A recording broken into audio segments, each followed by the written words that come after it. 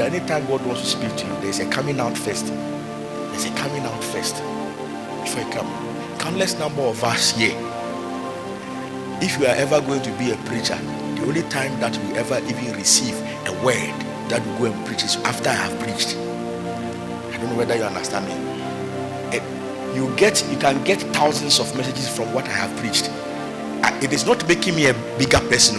It is the means by which God speaks to you at times. So you know that this is an altar. If I get to hear this man, then I will be able to receive something for the week. It's different when he says that now he said go and build an altar. No, you get something behind what we are talking about. So you know how God speaks to you. You know, people spoil the whole thing. I say, oh, some just will be here. But you know that is that. So when we are talking about how God speaks to people, it's not always about words. No. There's a way that you know that when some of this, you see, I learned from the beginning when I had mostly this kind of attacks that had to do with my chest pain, that when it's about to come, those times it's gone, it doesn't come.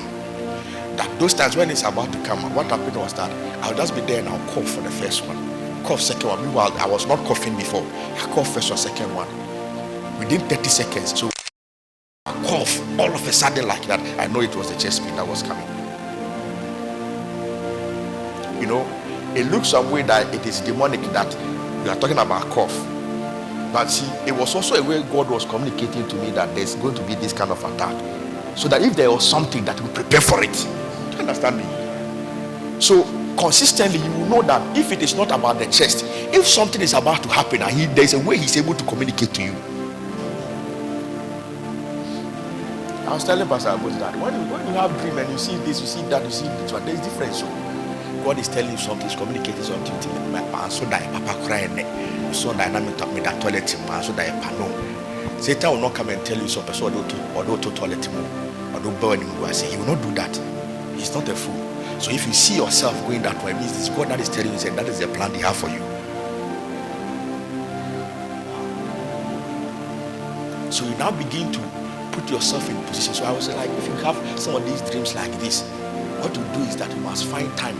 That is an altar that God wants you to build. For 3 days, God, Kedebo Saya, whoever or so person or sponsor me, or sponsor, what got to my business now, brother. And also this young fiance, when you answer, no, say, I language.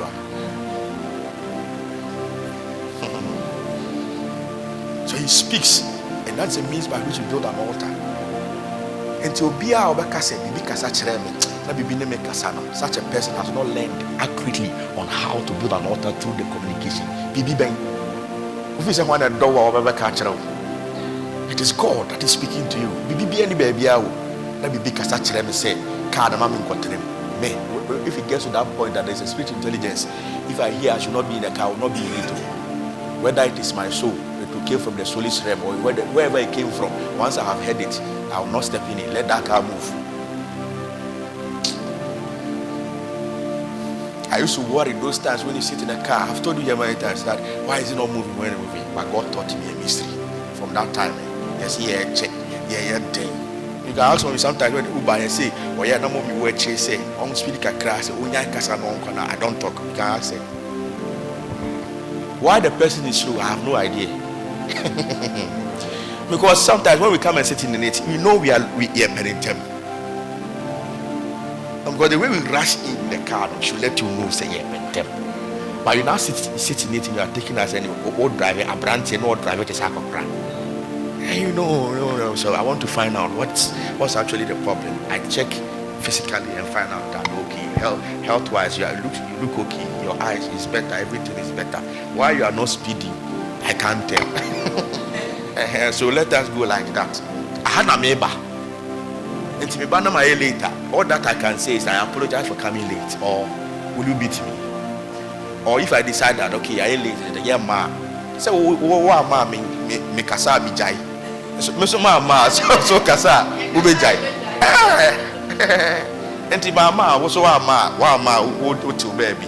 Me so ma to pressure ma me. Na papa na chesa there be. So me say me inside mommy e be hwe de enti asa me che ho no me time aso me ba Mama, I'm sorry. Because if you are not winning, I didn't make us our honomono, and on a ministry in Tikran and Medebaha, you may not have any idea. Robert Coy, number 4 show.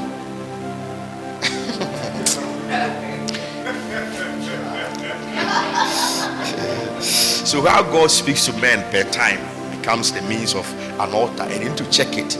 You need to check it. If you want to build an altar for yourself, you need to check it. He comes to you. There are a few times, some of you, when you are about to maybe have certain decisions, there's a way God comes in your dream.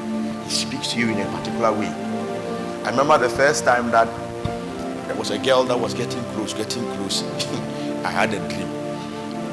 I had a dream like this, and I fall into something like this. I said, Aish. The dream was quick.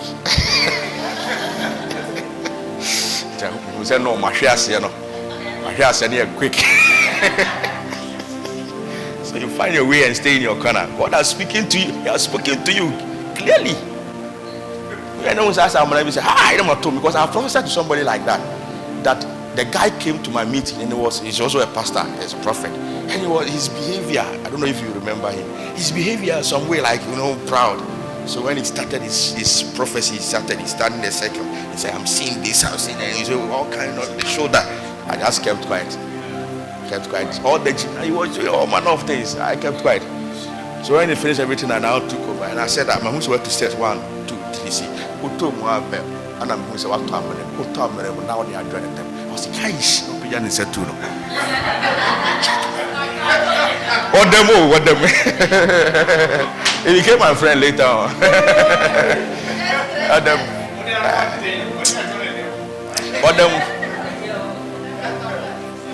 If you remember, there was a time that Obuju, this Yima guy brought some people. They were also pastors. I went backwards and I mentioned, and they mentioned what this Agomo Mudi or Penonia that is. And I mentioned, hey, they didn't come again. So me myself, I'm also dreaming, and I've seen that one, and I know God is speaking to me. Yes.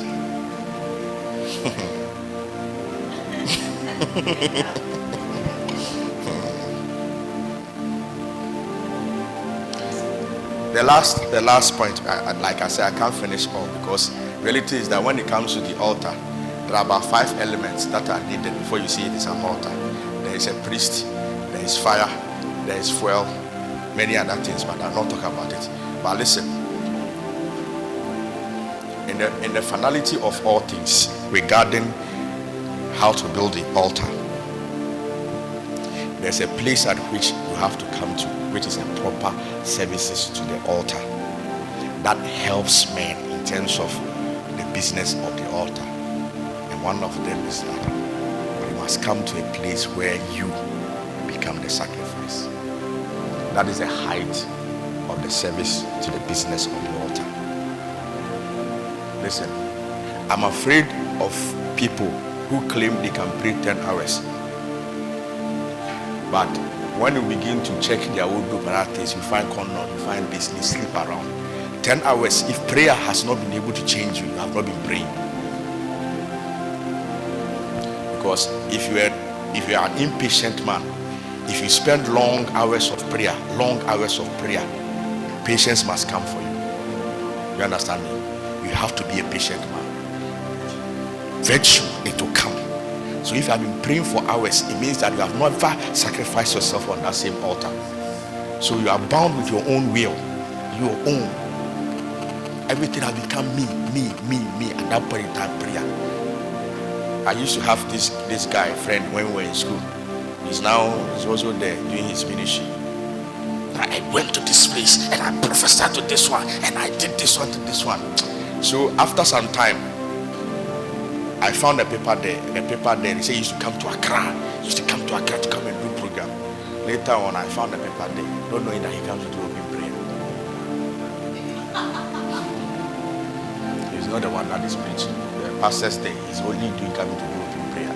Then when they finish, they give him transport and he comes back. He said he was doing that one. So after a while, there was a time that the way he was talking, and I have never prayed with him before. So I went to the field to go and pray with him. after I just said he should start. So he started the prayer, he raised the prayer, then he prayed. So he was just praying. The prayer was, the tones was like 2. He was just praying that one, and it was repeatedly. So in my head, I was like, is he now trying to start? And now he's just playing with me, you know. But after like 45 minutes, I realized that it was the same thing. Hey, I said, Bibiansi. Kabrima, it was the same. Mommy still remembers saying it was Kabrima. And I think one of the daughters living there, Makabrima. He put Kabrima and then he would turn it to the other day. It went on now for a while. So I took over. I was not feeling the prayer. So I took over the prayer. I started praying. After some time, because when we picked up and I was now leading the prayer, somebody was passing by with his motor. The person now drove to the field, parked, and joined us. He didn't know us. He said that he loved the way I'm praying, so he just joined us for us to pray. He said he was also a pastor somewhere, but he joined us to pray. Pray for a while, and I realized that we needed to stop the prayer. It was not to me. It wasn't easy. But he had mentioned many things that me myself, I was intimidated. Very, very intimidated.